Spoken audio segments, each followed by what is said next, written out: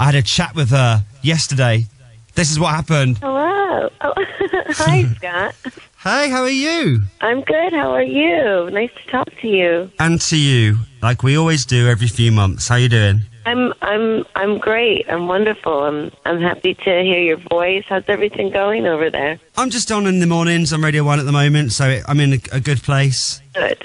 Now, where are you at the moment? I'm actually in Chicago in the States, and I'm rehearsing for the Art Rave, the Art Pop Ball, my new world tour, and I'm really excited.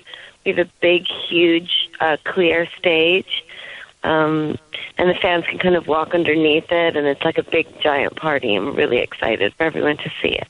Yeah, it comes here in October, and I've heard about the clear stage. So you need to make sure that I'm guessing you have some already, but maybe invest in some underwear for that. Yes, I do have panties, yes. Yeah. I have more panties than clothes, probably. Okay, and that's a lot. Yeah. So we'll be able to walk under the stage as you're performing? Yeah, it's like a big party. So it's sort of like the stage is like these huge panels of lucite staging that extend, and really engulf the whole audience in the center of the arena. But they also have, space underneath them for you to walk, so you can look up underneath the stage at the dancers and me. And there's a VIP area for special fans that have bought tickets to sit inside the stage, and they have their own bar, and it's all really fun, and it's just like it's a big art rave. Amazing. So we were looking forward to that in October. GUI, we're going to play in a second, is the next single, a 7-minute long video. Yes. And as you'd expect, it's a spectacle. It's awesome. There's hats. There's men in latex hot pants. And what I wasn't expecting, the stars of the Real Housewives of Beverly Hills. Yes. Why? Well, we were creating this sort of video that's about, the way that I've, sort of see my life over the past year, and this sort of like pop cultural explosion, the journey of the album. And so in the video, we put 3 songs together: Art Pop, Venus, and GUI.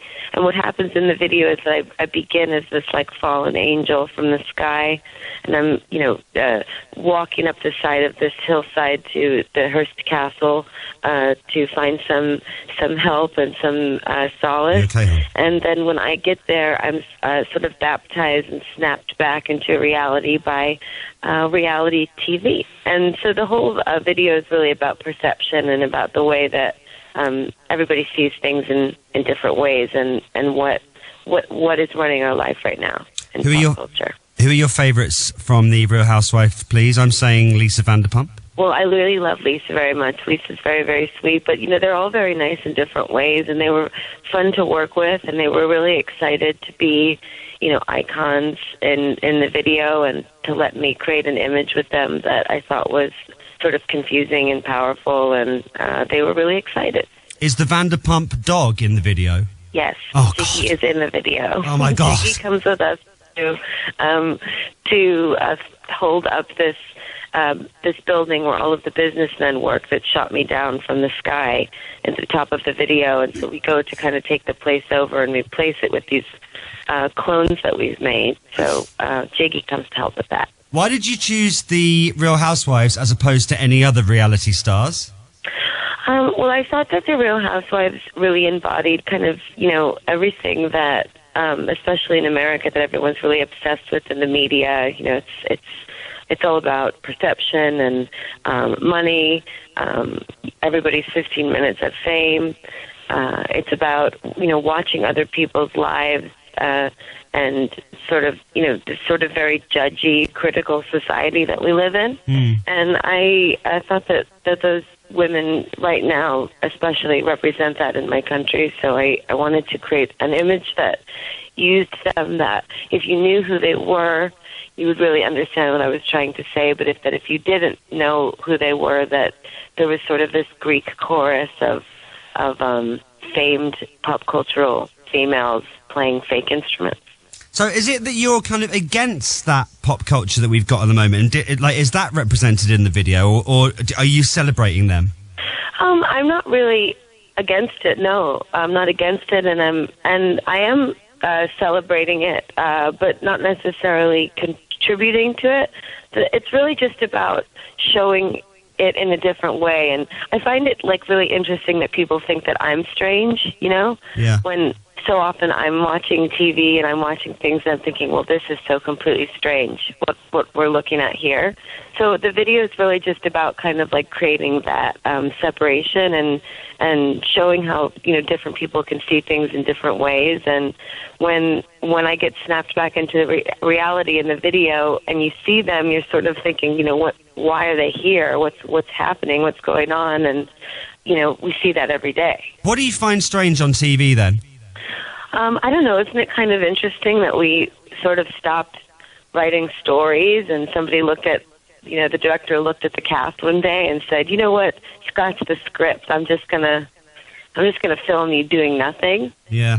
And so we've really stopped telling stories, and we stopped, you know, or not everyone, but in that particular sphere, we've found it more entertaining to catch people with their pants down, kind of, you know. And what I found very interesting about the girls is that they seem to know that that's happening, and they feel empowered by it, which is what the song is about, GUI. It's about being, you know, out of control and being on the bottom, but still finding a way to feel powerful.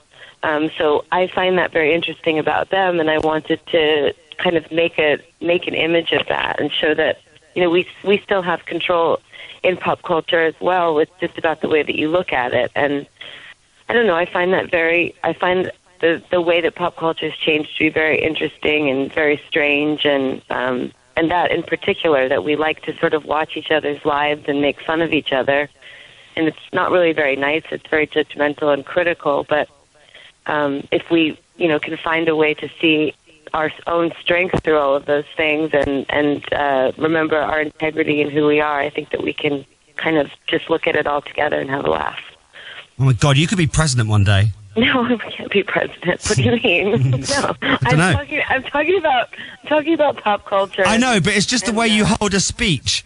Oh, well. Thanks so much.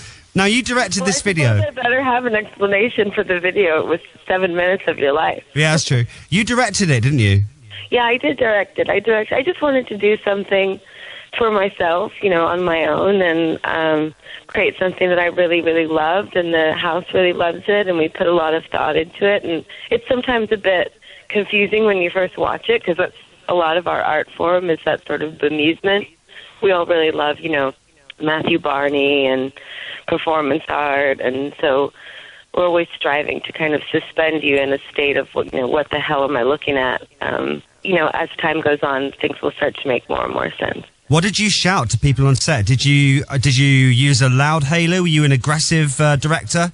Am I aggressive? I don't know. I'm just very, very hands-on. You know, I'm like running around constantly. I'm running to the wardrobe department. I'm running to Richie, who's my choreographer. I'm running to my DP, who's, you know, handling all the lights and the camera moves, and I'm rehearsing.